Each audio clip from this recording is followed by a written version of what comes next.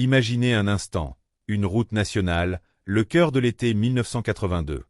Une voiture familiale, un Peugeot bleu métallique, s'éloigne dans la chaleur de l'après-midi. À son bord, la vie, les projets, les rires d'enfants. Puis, brutalement, plus rien. Le vide. Un silence assourdissant qui s'abat sur tout un pays. C'est l'histoire des Dupont, une famille ordinaire dont le voyage banal entre Grenoble et Annecy se transformerait en un point de non-retour. Une disparition totale, sans la moindre trace, qui allait défier la logique et hanter les esprits pendant près de 40 ans. Comment une famille peut-elle s'évanouir dans la nature, comme si elle n'avait jamais existé? Avant de démêler le fil de cette énigme, n'hésitez pas à nous dire en commentaire d'où vous regardez cette vidéo aujourd'hui. Pour comprendre, il faut remonter à ce jour funeste de 1982. Pour comprendre, il faut remonter à ce jour funeste de 1982, un après-midi doux étouffant où l'été français s'étirait paresseusement sur les routes du pays. La nationale qui reliait Grenoble à Annecy était alors une artère ordinaire, un chemin emprunté par des milliers de vacanciers et de familles rejoignant leur destination estivale. Parmi eux, la famille Dupont incarnait l'image même de la simplicité et du bonheur familial. Sylvain Dupont, 36 ans, était le pilier de cette famille. Mécanicien de profession, il jouissait d'une réputation solide dans la région pour la minutie de son travail et son honnêteté. C'était un homme de peu de mots, mais dont la présence rassurante et la rigueur inspiraient confiance. Son épouse, Geneviève, 33 ans, enseignait à l'école primaire du village. Son sourire était une constante, sa patience infinie, et elle tissait avec une délicatesse naturelle le lien affectif qui unissait chacun des membres de son foyer. Ensemble, ils formaient un couple équilibré, ancré dans le quotidien, mais toujours tourné vers l'avenir de leurs 2 filles. Fleur, l'aînée, avait 12 ans. Son esprit vif et sa curiosité insatiable la poussaient à observer le monde avec une attention particulière. Elle était à l'aube de l'adolescence, tiraillée entre les jeux de l'enfance et les premiers questionnements du monde adulte. Laura, la cadette, n'avait que 8 ans. Sa joie de vivre était contagieuse, ses éclats de rire résonnaient dans la maison, et son imagination débordante la transportait souvent dans des mondes de rêve. Elle était particulièrement attachée à sa mère, cherchant souvent son regard pour une confirmation ou un encouragement. Ce matin-là, comme tant d'autres familles, les Dupont avaient bouclé leurs valises. Le Peugeot bleu métallique, fidèle compagnon de leurs escapades, était chargé des bagages légers et des promesses d'une parenthèse estivale. Ils devaient rejoindre des proches à la campagne pour quelques jours de repos bien mérités. L'ambiance dans la voiture, au départ de leur domicile, était légère et joyeuse, ponctuée par les exclamations de Laura devant chaque champ de tournesol et les commentaires plus posés de fleurs sur le paysage défilant. Sylvain conduisait avec son calme habituel, et Geneviève, assise à ses côtés, répondait aux questions des filles, le regard parfois posé sur son mari, un sourire doux aux lèvres. Le voyage se déroulait sans accroc, une tranche de vie ordinaire sur les routes de France. Le soleil de l'après-midi, déjà haut dans le ciel, inondait l'habitacle de sa lumière chaude. À la sortie de la ville, un arrêt s'imposa. Le réservoir du Peugeot nécessitait d'être rempli avant d'entamer la dernière portion du trajet. Ils s'engagèrent dans la station-service la plus proche. Le pompiste, un homme habitué à l'afflux des vacanciers, se souviendrait plus tard de cette rencontre. Alors qu'il faisait le plein du véhicule, le pompiste nota une atmosphère inhabituelle. Sylvain Dupont, d'ordinaire si serein, semblait tendu. Ses gestes étaient moins assurés que de coutume, son regard fuyant, comme si son esprit était préoccupé par une pensée lointaine ou une source d'inquiétude invisible. Il vérifia la jauge de carburant avec une insistance presque fébrile, puis détourna le regard vers la route comme si un danger imminent y était posté. Geneviève, à côté de lui, tentait de maintenir une façade de normalité. Son sourire, habituellement si naturel, paraissait forcé, une fine ligne de tension trahissant un effort manifeste pour masquer une anxiété latente. Ses yeux, par intermittence, se posaient sur Sylvain, cherchant une explication silencieuse à son comportement ou espérant, peut-être, le rassurer. Les filles, absorbées par un jeu dans le siège arrière, ne semblaient pas percevoir la subtile mais grandissante nervosité de leurs parents. Le paiement fut effectué rapidement. Sylvain, sans un mot de trop, reprit le volant. Le Peugeot bleu métallique quitta la station-service, s'engageant à nouveau sur la route nationale sous les rayons déclinants du soleil doux.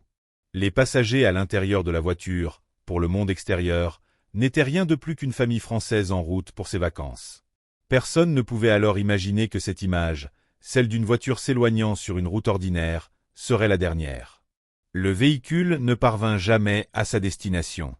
Les Dupont, qui avaient quitté leur maison ce matin-là, semblèrent se volatiliser sur le trajet. Le silence qui suivit leur disparition serait le prélude à une énigme que le temps allait épaissir, comme une nappe de brouillard sur un paysage déjà sombre. La disparition de la famille Dupont ne fut d'abord qu'une absence inexpliquée. Le vendredi soir, alors que les heures s'écoulaient sans nouvelles, l'impatience grandit chez les proches qui attendaient Sylvain, Geneviève, Fleur et Laura à Annecy. Les appels restèrent sans réponse. L'inquiétude, d'abord diffuse, se transforma en une anxiété palpable. Les parents de Geneviève, désemparés par ce silence inhabituel, furent les premiers à alerter les autorités le samedi matin, 24 heures après le dernier contact avec la famille. Ils décrivirent les Dupont comme un couple et des parents stables, sans problème financier ni dispute connue, écartant d'emblée l'idée d'une fugue volontaire. La gendarmerie de Grenoble et d'Annecy fut immédiatement mobilisée. L'affaire, singulière par la disparition simultanée d'une famille entière, fut traitée avec la plus grande gravité. Les premiers jours furent consacrés à une recherche exhaustive. Des patrouilles sillonnèrent inlassablement la route nationale 85, ainsi que les départementales et les chemins vicinaux adjacents, espérant dénicher les traces d'un accident. Les forêts denses bordant le tracé furent passées au peigne fin par des équipes à pied et des brigades cynophiles. Des hélicoptères de la sécurité civile survolèrent la région, scrutant du ciel la moindre anomalie dans la vaste végétation. Les barrages furent mis en place sur les axes principaux, et les automobilistes interrogés. Des plongeurs explorèrent les cours d'eau et les lacs de petite taille situés à proximité de la route, l'hypothèse d'une sortie de route fatale n'étant pas écartée. Pourtant, malgré l'ampleur des moyens déployés, la nature semblait avoir avalé chaque indice. Pas de débris, pas de traces de freinage, pas d'objets personnels égarés, pas la moindre mèche de cheveux. Le Peugeot bleu métallique avait tout bonnement disparu. L'enquête s'orienta ensuite vers les témoignages.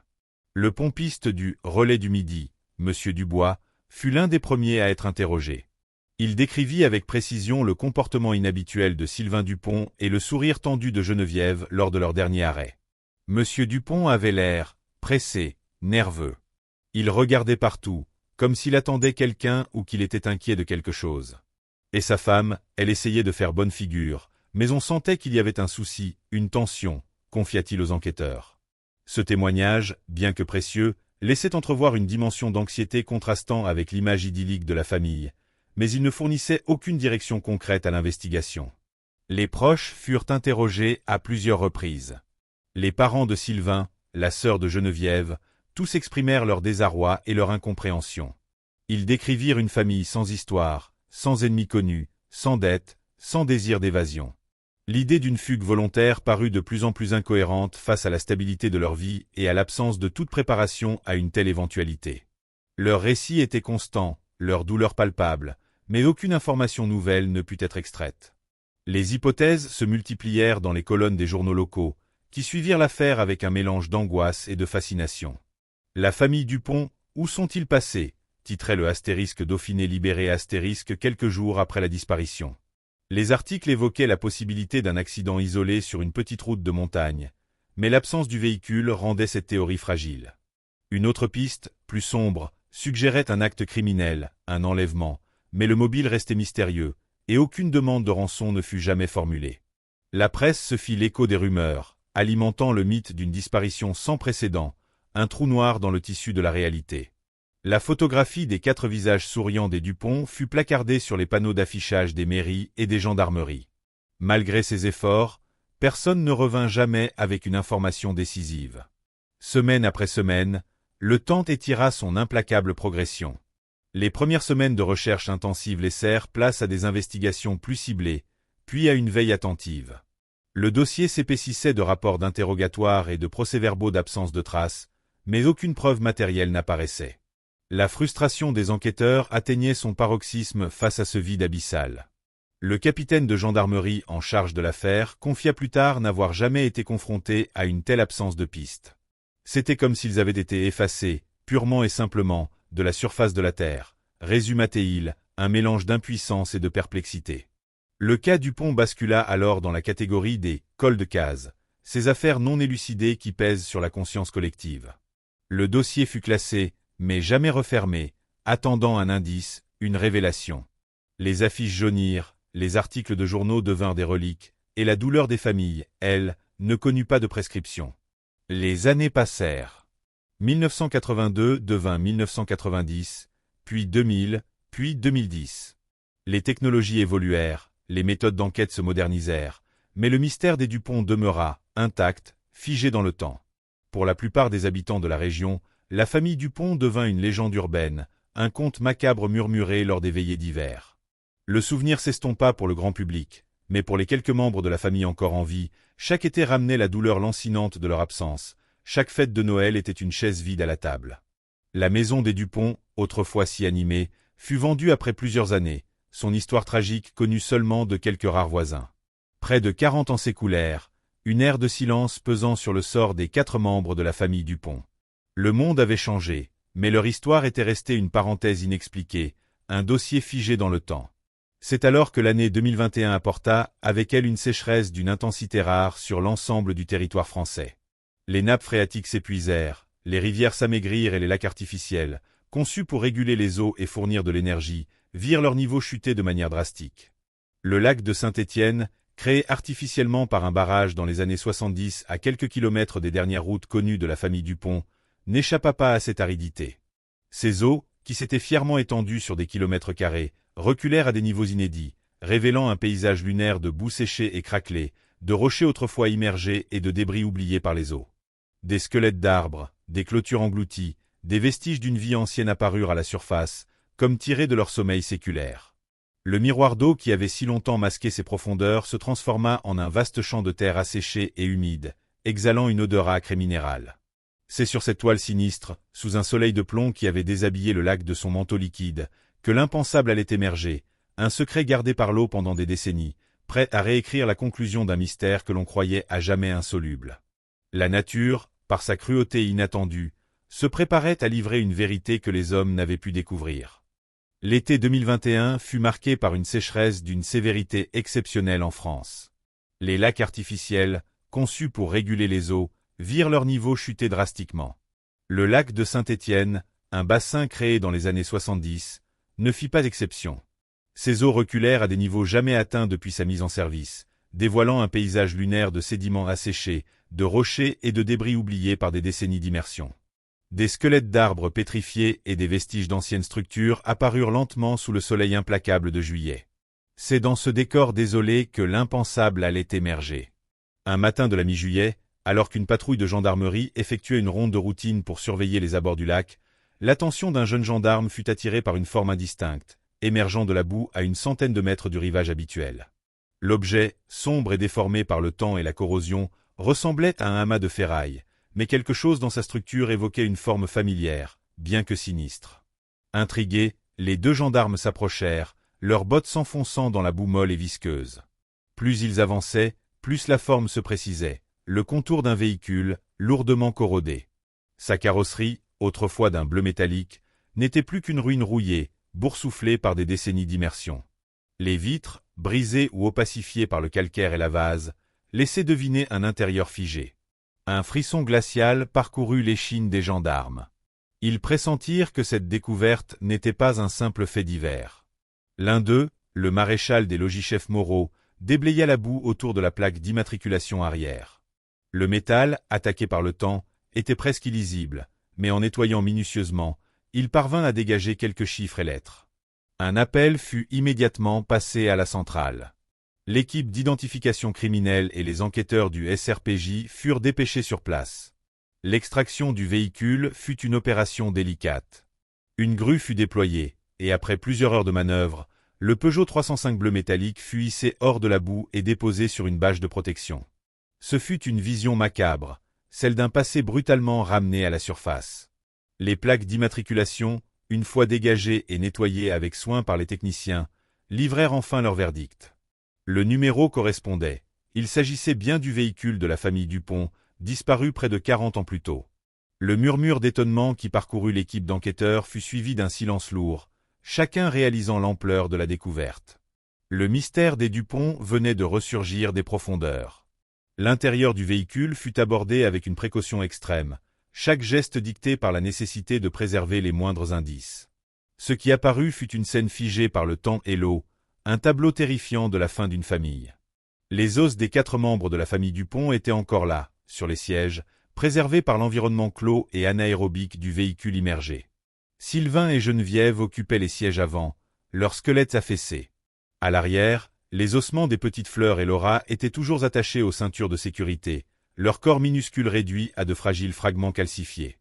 Les vêtements étaient en grande partie désintégrés, mais les contours des silhouettes étaient encore distincts. La poupée de Laura gisait sur le plancher arrière, son tissu délavé, ses cheveux de laine agglomérés par la vase, témoin silencieux de la tragédie. L'air, en pénétrant dans l'habitacle, charria avec lui une odeur âcre de rouille, de vase et de décomposition lente. La découverte était déjà une confirmation déchirante de la mort de la famille. Mais le choc le plus grand restait à venir. Alors que les techniciens photographiaient méticuleusement chaque détail de la scène, un des enquêteurs, le lieutenant Clara Dumas, remarqua un objet brillant sur le plancher, côté passager avant, à proximité du squelette de Geneviève. C'était une chaîne dorée, d'une finesse remarquable, avec un pendentif en forme d'aigle, encore intact malgré les décennies passées sous l'eau.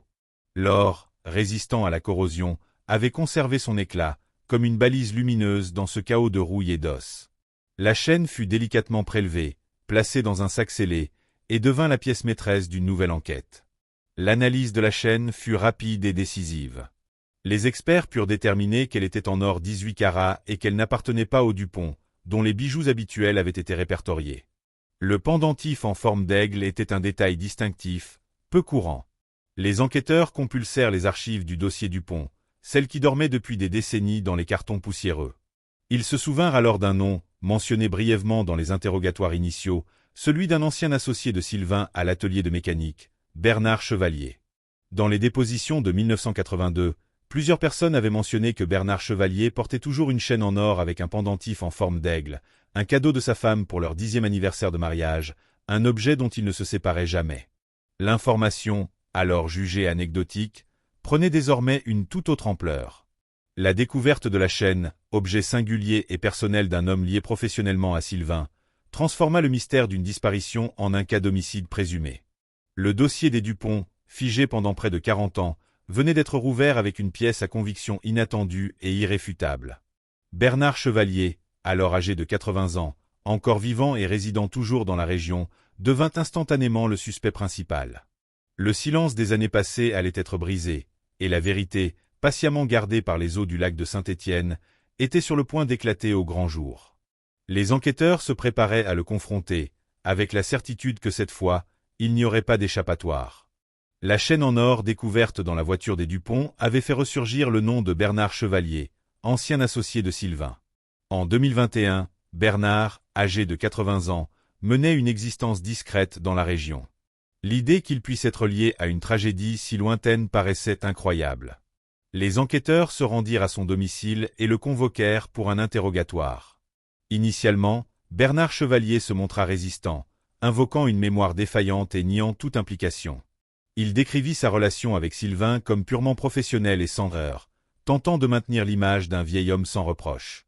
Face aux dénégations de Bernard, les enquêteurs posèrent la chaîne en or sur la table. L'impact fut immédiat. Bernard, le regard figé sur le pendentif d'aigle, murmura « C'est la mienne ». Le silence de 40 ans fut brisé. La façade s'effondra, et Bernard Chevalier commença sa confession, révélant les détails glaçants d'un crime longtemps enfoui. Son récit ramena les enquêteurs à cet après-midi d'août 1982. Bernard, 41 ans à l'époque, était l'associé de Sylvain à l'atelier de mécanique. Des tensions existaient entre eux, dues au détournement de fonds et aux fraudes orchestrées par Bernard. Sylvain, méticuleux et intègre, avait découvert l'ampleur des malversations. Il avait confronté Bernard, exigeant qu'il régularise la situation et menaçant de le dénoncer aux autorités s'il refusait. La menace de Sylvain représentait la ruine financière et la prison pour Bernard. Submergé par la peur de tout perdre, la panique le poussa à commettre l'irréparable. Ce fameux après-midi, rongé par l'angoisse, Bernard intercepta le Peugeot des Dupont sur une route secondaire qu'il savait être parfois empruntée par la famille. Il força le véhicule à s'arrêter sur le bas-côté. La confrontation fut immédiate et violente. Sylvain, surpris et furieux de cette manœuvre forcée, sortit de sa voiture. La discussion tourna rapidement à l'altercation, Sylvain réitérant sa menace de dénoncer les fraudes de Bernard. Pris de panique et de rage, Bernard sortit une arme de poing qu'il gardait illégalement. Le premier coup de feu abattit Sylvain. Geneviève, horrifiée et tentant de s'interposer, fut abattue à son tour. Les petites Fleurs et Laura, témoins terrifiés de la scène depuis la banquette arrière, furent ensuite exécutés par Bernard, qui, aveuglé par son acte et la certitude de ne pouvoir laisser aucun témoin, ne montra aucune pitié. Dans la précipitation du moment, et sans qu'il ne le remarque, la chaîne en or que Bernard portait au cou se rompit. Elle tomba sur le plancher du Peugeot, glissant sous le siège passager, là où elle serait retrouvée près de 40 ans plus tard, pièce maîtresse de sa déchéance. Le crime commis, Bernard Chevalier dut agir vite pour dissimuler ses actes. Il déplaça les corps et prit le volant du Peugeot. Il conduisit le véhicule sur quelques kilomètres, empruntant des chemins de terre connus de lui seul, jusqu'aux abords du lac de Saint-Étienne. Le niveau de l'eau étant élevé à l'époque, il poussa la voiture dans les profondeurs, certain que le lac engloutirait son secret à jamais. Pendant près de 4 décennies, Bernard Chevalier vécut avec le poids de son crime, croyant que l'eau avait scellé son secret pour l'éternité. Il reconstruisit une vie en apparence normale, mais le secret le rongeait en silence. Cependant, la sécheresse inattendue de 2021, révélant la chaîne perdue, allait devenir la clé de sa chute et de la vérité. Suite à sa confession détaillée, Bernard Chevalier fut immédiatement arrêté et inculpé de 4 homicides qualifiés, occultation de cadavres et fraude. L'annonce de la résolution de l'affaire Dupont fit l'effet d'une bombe dans la région et dans toute la France. Le procès eut lieu en 2022, 1 an après la découverte. Bernard Chevalier, alors diminué physiquement mais dont la lucidité était intacte, fit face à la cour et aux quelques membres de la famille Dupont encore en vie, dont les larmes et la dignité étaient palpables. Devant l'irréfutabilité des preuves et la force de sa propre confession, il fut reconnu coupable et condamné à la réclusion criminelle à perpétuité. En raison de son âge avancé, il fut incarcéré dans une maison centrale de sécurité moyenne, où il est décédé en 2023, emportant avec lui les derniers silences de son crime. Le cas des Dupont fut ainsi officiellement clos. Ce ne fut pas un accident, ni une fugue volontaire, ni un mystère sans fin, mais un assassinat brutal, motivé par la cupidité et le désespoir d'un homme cherchant à préserver sa réputation et sa fortune mal acquise. La révélation apporta un mélange d'horreur et de soulagement aux familles, qui après tant d'années de deuil sans réponse, purent enfin offrir une sépulture digne aux leurs. L'affaire Bernard Chevalier fut inscrite dans les annales judiciaires comme un rappel puissant que la vérité, aussi profondément enterrée soit-elle, finit toujours par refaire surface, portée par le temps et les preuves les plus inattendues. C'est l'histoire d'une justice lente, mais inéluctable, qui attendit près de 40 ans pour lever le voile sur les vestiges d'un mystère. Ainsi, après près de 40 années de silence, le lac de Saint-Étienne, sous l'étreinte d'une sécheresse implacable, a livré son secret le plus lourd. Le Peugeot bleu métallique des Dupont, englouti par un acte de trahison, est remonté des profondeurs, brisant le mur du silence et révélant la confession tant attendue de Bernard Chevalier. Ce qui fut un mystère insondable s'est transformé en une tragédie élucidée, un sombre tableau de cupidité et de désespoir humain, où la vie d'une famille entière fut brutalement fauchée pour préserver une réputation. Le verdict, bien que tardif, a apporté une forme de fin à l'attente insoutenable. Cette histoire est un rappel poignant que le temps, si souvent perçu comme un voile protecteur, est aussi un implacable révélateur. Il peut masquer les actes les plus sombres, mais rarement les effacer. Les vestiges d'un crime, comme une simple chaîne en or, finissent par émerger, portés par le hasard des éléments ou par la nature même, pour confronter les vivants à leurs actes et à leur conscience. C'est la démonstration que la vérité, même profondément enterrée, possède une résonance éternelle qui finit toujours par se frayer un chemin vers la lumière. Que pensez-vous du poids du secret que Bernard Chevalier a porté pendant tant d'années?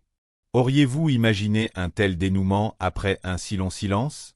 Partagez vos réflexions dans les commentaires ci-dessous. Pour ne manquer aucune de ces histoires qui défient le temps et la mémoire, abonnez-vous à ** Vestiges d'un mystère ** et laissez un pouce bleu si cette exploration de la vérité vous a interpellé. Votre soutien est essentiel pour continuer à exhumer ces ombres du passé.